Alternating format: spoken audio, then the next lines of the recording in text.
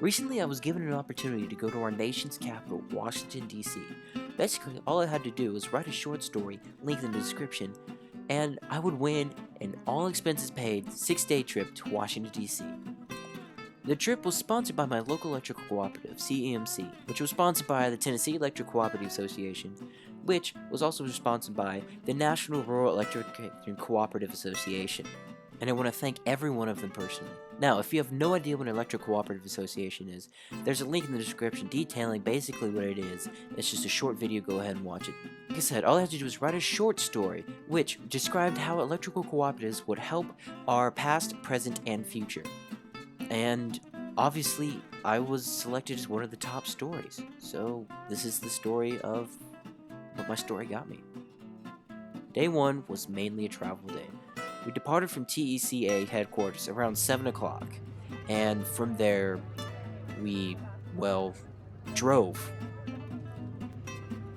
And drove. Until finally, we reached our first stop, the lovely little Best Western Staunton Inn in lovely little Staunton, Virginia, which is about here.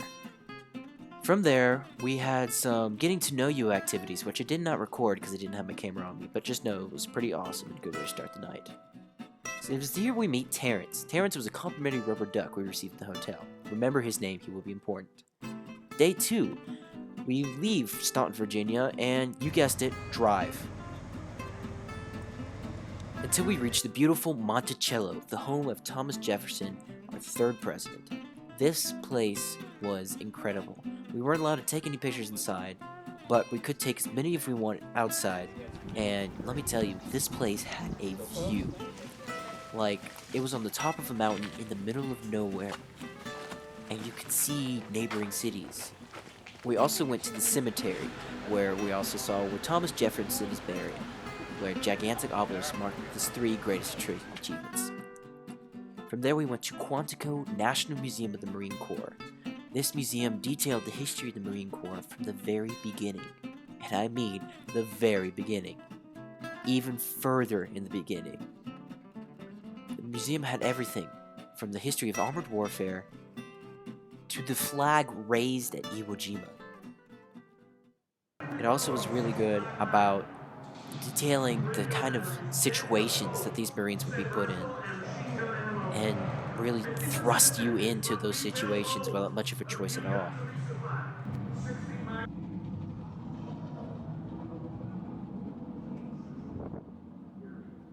And the weapons they have, like the 152s that get here up, boom, boom, boom, boom. That was a 152. It was also really good about detailing the sacrifices our Marines had made for us. And it described how even in our darkest moments, the United States will persevere.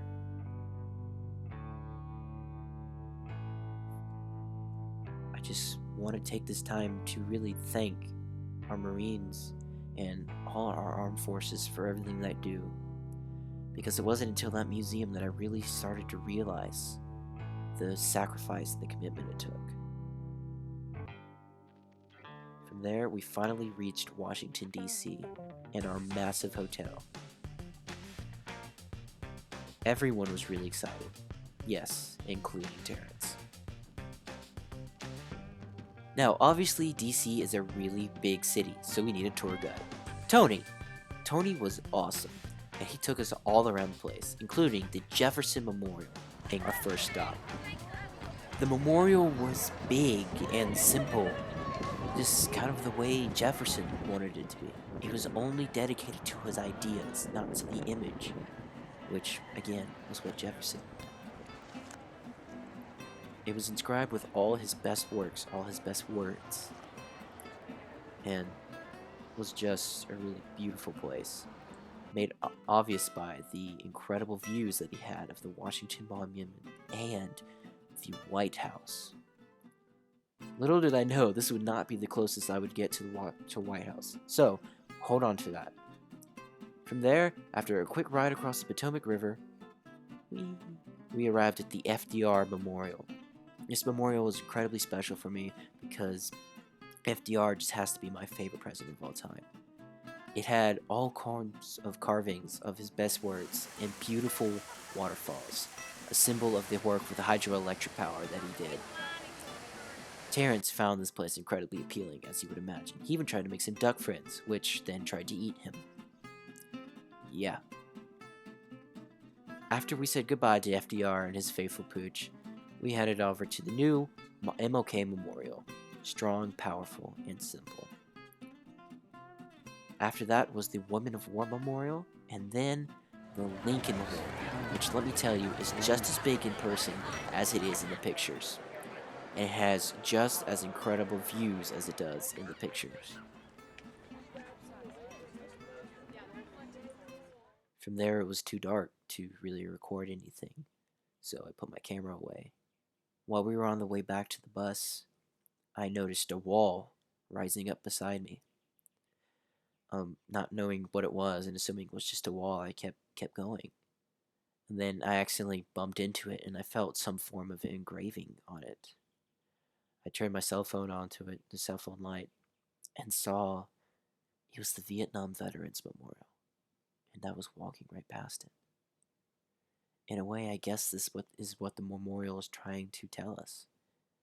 If we don't take the time to notice all these men and women that have made the sacrifice for us, we'll just walk right past him. And we can't do that.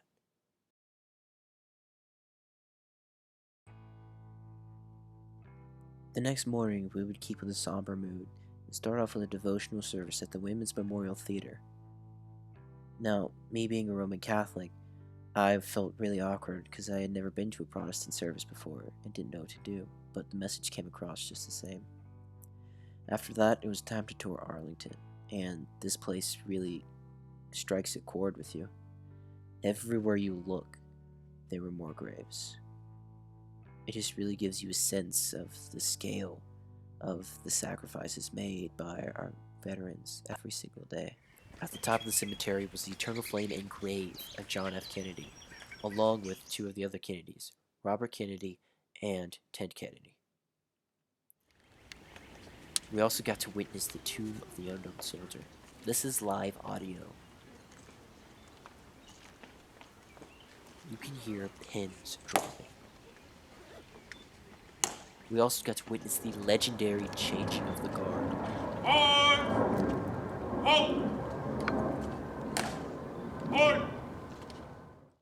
After that, it was time to appreciate some American history, where we ended up at the American History Museum, where I got to imitate one of FDR's most famous speeches.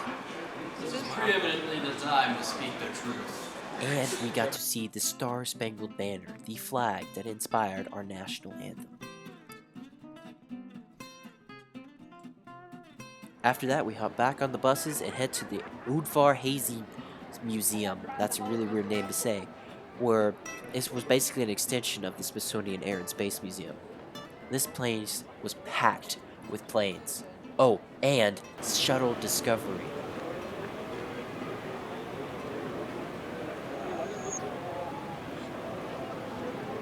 The museum also had a 360-degree observational tower of a nearby airport, where you could watch planes take off and land.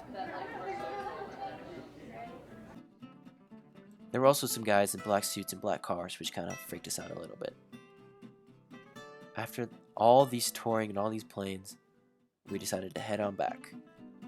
Well, not quite back. We needed to party.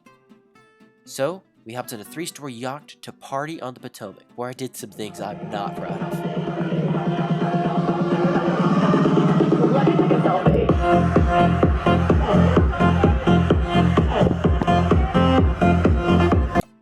In my defense, I did get some really good shots of what the city looks like from the Potomac.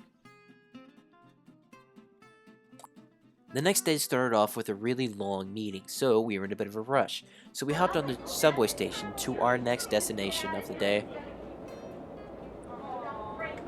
the Smithsonian Natural History Museum, where we saw a whole bunch of dead animals, really big gems, and then we were off to the National Cathedral, which is like the 4th or 5th largest cathedral in the world, and has a Darth Vader gargoyle. Bing!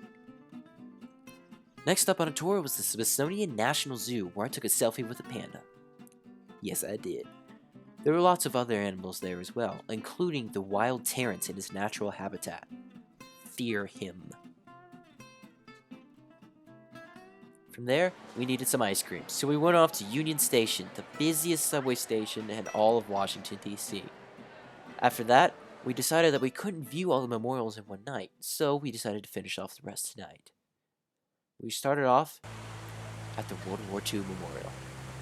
This place was just beautiful. There's no other way to describe it. It was beautiful in the actual memorial, it had beautiful views of the neighboring memorials, and had a wall dedicated to the sacrifices made by our World War II veterans. Each one of these stars represents 100 people. The place was just a really beautiful and touching place to go and pay your respects to those you had lost. After that was the highlight of my tour, the White House. This is just the ultimate symbol of individual power. This is the only building in which one man lives who has the power to change the world forever. It was a lot smaller than I imagined, I will admit, but it was powerful all the same. Terrence realized the power as well. From there was to the Air Force Memorial, the gigantic sweeping memorial that represents an aeronautical maneuver done by the Air Force. This memorial had the best views of the entire city, as it should, because it's dedicated to the men who fly higher than any other.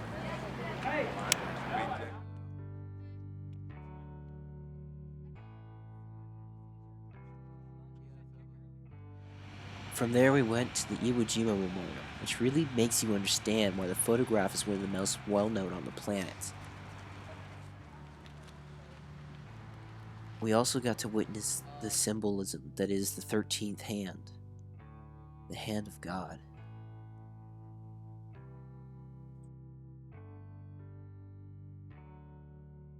The next day we would start off at Mount Vernon, the home of George Washington. We weren't allowed to take many pictures inside either, but it was just as lavish as Monticello, and had a view that rivaled Monticello's. After that we went down to his grave, and we even got to see a video explaining the 3 biggest battles of his career, and a really weird sign. Afterwards, we went on to take some selfies with famous wax celebrities, Madame Tussauds, and then it was time to get suited up, because I was headed to the Kennedy Center to watch, wait for it, The Lion King. Yeah, it was pretty sweet. Now, day 6. We would start off our day getting all suited up and nice, and then realizing that, well, it was gonna be hot that day. After 3 hours of hot weather at the Capitol, taking pictures with our United States senators and representatives, we headed into the Library of Congress, the world's largest library where you cannot check out any books, but here it is from behind a glass wall.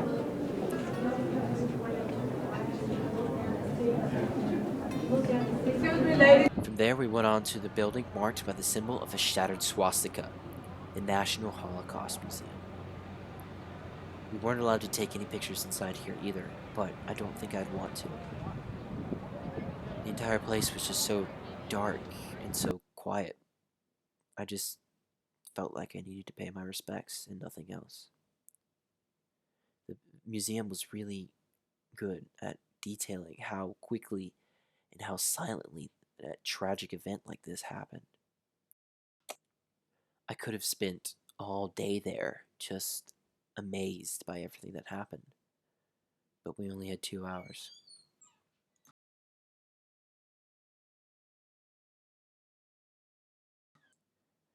From there, we kind of went into a brutal change of pace and decided we needed to party. All the states that went on this trip would be in one room partying it up, so naturally, I threw on my best party outfit. Luckily, I left Terrence home from this, so we didn't have to witness the horrors that would be the dance.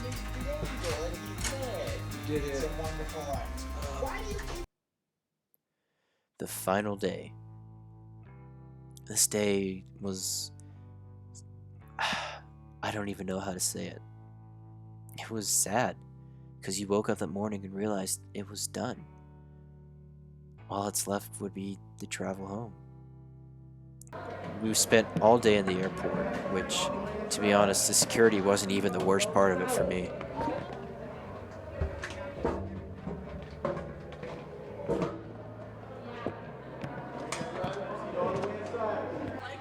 The worst part would be saying goodbye to everyone that I had met on this trip. All these crazy juvenile delinquents that had bonded and grown together, all in our nation's capital, had never been exposed to something like this before. We had grown up, we had matured together, we had bonded, gone from complete strangers to close family, discovered new talents, and come out of our shells. It was just something that I cannot describe. Needless to say, the plane ride home was quiet. The windows gave you a chance to reflect on everything that had happened in just 6 days. The only thing rougher than the landing would be the fact that you knew you were about to go home. Everyone landed safely. Yes, including Terrence. And that was it. We went home. I'd like to thank TECA, NRECA, CEMC, everyone that sponsored this, for giving me the opportunity to not only do things like stay in a gigantic fancy hotel or see sights that I'd only ever dreamed of, but also introducing me to some of the greatest friends that I had ever dreamed of. And you can't take that away. So, for me, Terrence, and everyone else on the trip, good night, and God bless America.